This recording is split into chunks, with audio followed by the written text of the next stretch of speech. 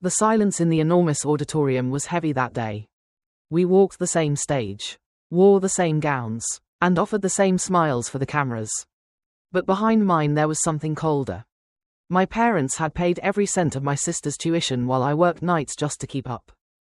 Once I asked why, and my mother answered, "She deserves it." I never forgot those words. Still, they came to our graduation, sitting in the front row like the proudest parents in the world. But when the dean called my name and the applause began, their faces turned pale. That moment was not luck. It was the result of years of silence. From the outside we looked like the perfect family. Matching sweaters at Christmas, flawless smiles in every photo, a 2-story house with white windows and a perfectly kept garden. But if you looked closer, you noticed it. The way my mother's hand always rested on Valeria's shoulder for pictures. But never on mine. The way my father's eyes only softened when she spoke. We were twins, born 4 minutes apart. 4 minutes. And somehow those 4 minutes had become kilometers.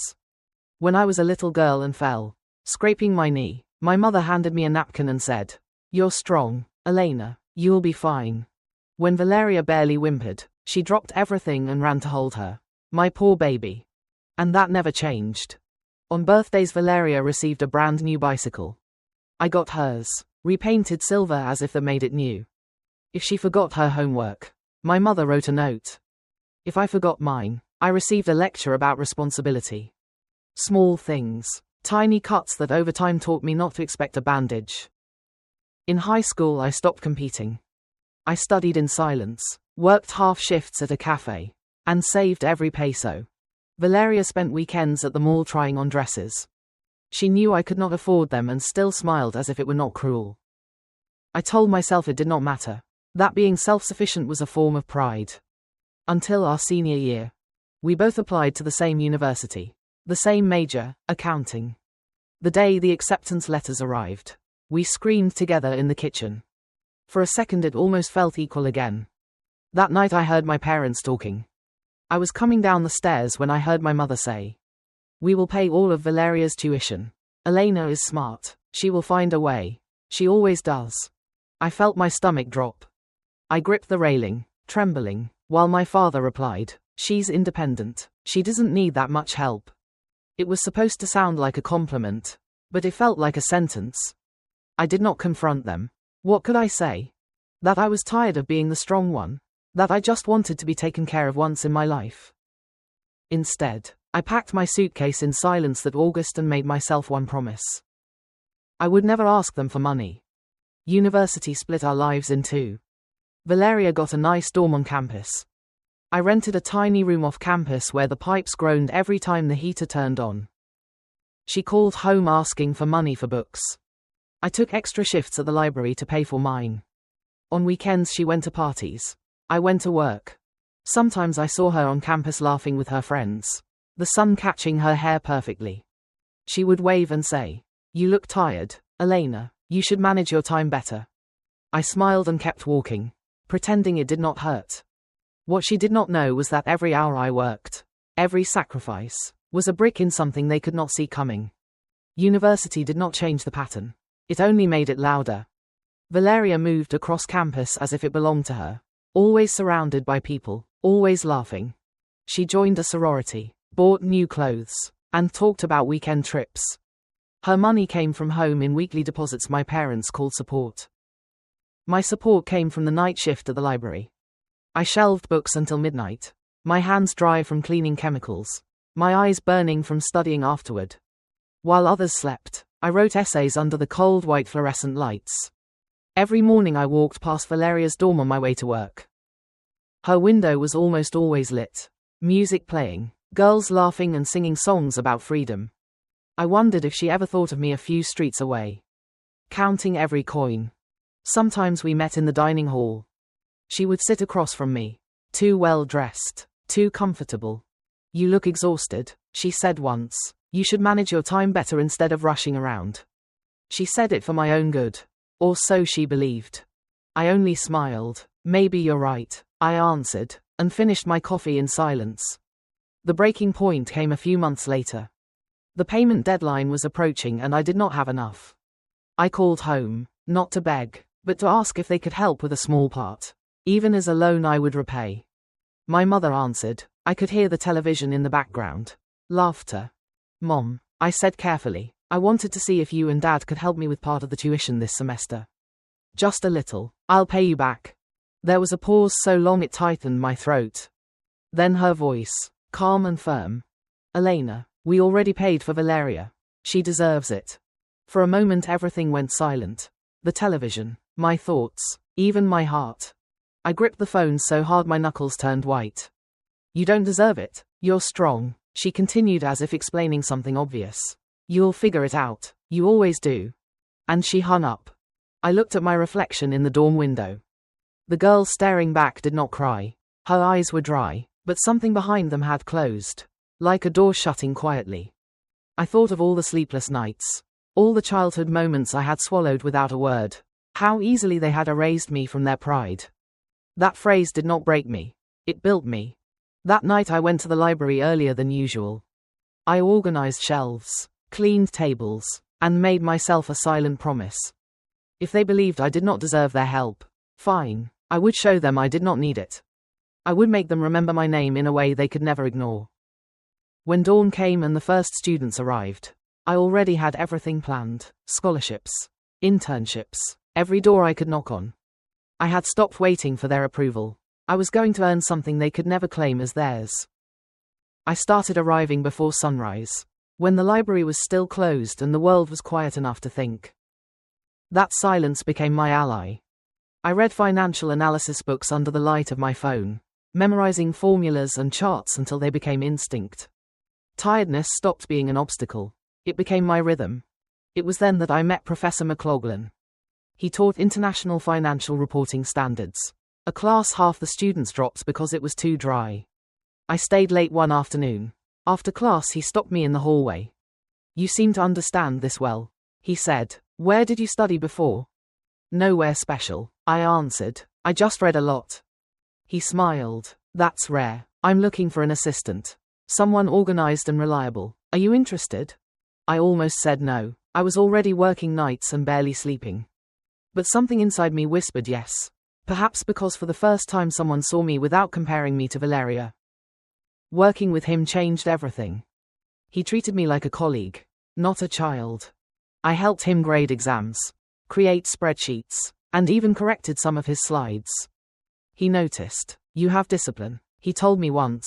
Keep going, it will pay off. I did not understand how literal that would be until the email arrived. Subject: National Beharfort Scholarship. I opened it thinking it was spam, but the sender was official with a golden seal in the corner. The message said, "We invite you to apply formally. The preliminary nomination from your professor impressed our committee." For a second my heart stopped. Professor McLaughlin must have sent my work on his own without telling me. Just to give me a chance. For a moment I stared at the screen, trembling. Then I laughed, not loudly, but softly, shakily, almost in disbelief. After so many years of being invisible, someone had seen me enough to bet on me. I did not tell my parents, not even Valeria. I had learned that my good news was safer in silence. Every night after work I wrote essays, polished my resume, and prayed the printer would not jam while preparing my application documents. Professor McLaughlin reviewed every line, pointing out where I could strengthen my arguments. Some nights the stress hit hard. I would hear my mother's voice, "She deserves it." That phrase echoed in my head until it became fuel. When the results came 3 months later, I did not scream. I simply sat on my dorm bed, the letter trembling between my hands. "Congratulations, you are one of the 5 national winners." I whispered it once, twice, then exhaled slowly and firmly. I had done it without loans, without favors, without shortcuts. That afternoon I called home, not out of spite, but out of habit. "Mom," I said, "I was selected for a national scholarship. It's something important." Her response was lukewarm. "That's nice, dear. Valeria was invited to her professor's garden party. She's very excited." I bit my lip and nodded even though she could not see me. "Yes, we're both doing well." When she hung up, I realized something had changed. I no longer felt small. I was not even angry anymore. Just finished. I had reached the point where their approval no longer mattered. I hung the letter on the wall above my desk, not to show off, but to remind myself of everything silence could build. The award ceremony would be in 2 weeks. They asked the winners to bring their families to celebrate together. I hesitated for a moment, but then thought, why not? Maybe it was time they saw what someone who did not deserve it looked like. The ceremony was on a Friday morning in early May, one of those days that seemed borrowed from spring. Bright sky, soft breeze, everything pretending perfection. I arrived early, clutching the invitation so tightly the edges folded. The hall was enormous, decorated with blue and gold curtains, the air filled with the murmur of people talking. I found my seat among the other scholars, all with nervous smiles and shoes that were a little too polished and pinched. When the doors opened for the guests, I saw them. My parents entered first, my mother's pearl earrings shining under the lights. My father stood straight but uncertain, looking around as if searching for something familiar to hold on to. And beside them, Valeria, perfect hair, perfect dress, camera in hand, ready to photograph someone else's triumph. I had not told them exactly what the award was, only mentioned it was a small university thing. Part of me wanted to see their reaction when they realized. Another part still hoped for something impossible, perhaps a flash of pride. We greeted each other with a small wave from afar. My mother mouthed, "You look pretty." I smiled politely and turned away. The ceremony began. One by one, the students' names were called, accompanied by polite applause and nods. The dean spoke about excellence and dedication, words that floated in the air like confetti, beautiful but empty. My heart beat so hard I felt it in my throat. When they mentioned my name, I almost did not hear it. The next winner, the presenter said, is an example of resilience, discipline, and independence, without financial support from her family. She worked nights as a librarian and cleaner to pay for her education. Her professors describe her as a force of quiet determination. Please welcome Elena Vargas. The hall erupted in applause. For a second I could not move. The words, without financial support from her family, echoed through the speakers, cutting the air like glass. My mother's smile froze. My father blinked in confusion. Valeria's mouth fell slightly open, the camera still raised but forgotten. I stood up and walked toward the stage, my heels marking the rhythm like punctuation in the silence that followed the applause. Each step felt like reclaiming something that had been taken from me long ago. The dean shook my hand. "Congratulations, Miss Vargas," he said. "You earned this." "I know," I answered softly. The flashes lit up the moment. From the stage one could see everything, the stunned faces, the tense bodies, the flush rising up my mother's neck. She had the expression of someone who had just realized the story they had told for years was no longer true. When the ceremony ended, people approached me, professors, strangers, recruiters, all congratulating me and handing me cards. I smiled, thanked them, and shook hands. From the corner of my eye I saw them waiting. My family. I took my time walking toward them. My mother spoke first. "Elena, darling, we had no idea it was something so big." Her voice sounded high and fragile. "I know," I said. "You would not have come otherwise." Her smile faltered. "Don't say that." "But it's true," I replied. I was not angry, just tired. "Once you told me Valeria deserved your help and I did not. I guess that was the best thing you could have done for me." My father cleared his throat and looked away. "We just thought you were so capable. We didn't want to hold you back." Ignoring the excuse, I asked, pretending that being strong meant never needing love. He did not answer. Valeria shifted uncomfortably, holding her purse. Finally she said, "Elena, I didn't know. I thought you were getting help too." I looked her in the eyes. "Did you never wonder why I worked 2 jobs while you went to parties?" She lowered her gaze and murmured, "I didn't want to see it." There it was, the truth none of them had dared to say. I took a deep breath. "You don't have to apologize. I don't need that anymore. I just wanted you to know I did it without you." My mother reached out as if to touch my arm, but I stepped aside. The distance was not cruelty. It was necessary. A few minutes later, one of the event organizers approached me. "Miss Vargas,